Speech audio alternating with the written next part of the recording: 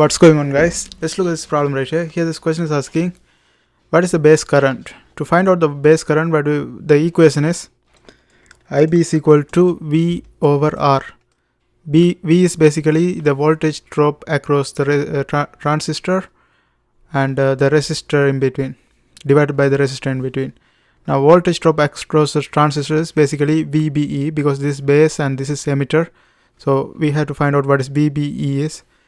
VB is 5 voltage, 5 minus, we had 5 volt, actually 5 voltage, and this is 5 voltage already there, voltage source is there. VBE, we have to subtract VBE divided by 100 kilo ohm.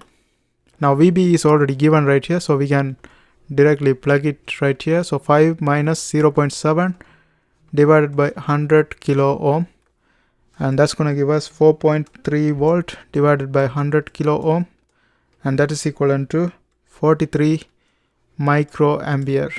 So IB, base current, is basically 43 microampere, and that's the final answer. I hope you guys find this video helpful. Thanks for watching, and if you are trying to learn electronics, there are a bunch of videos in my playlist. I hope you guys watch that too, and don't forget to subscribe.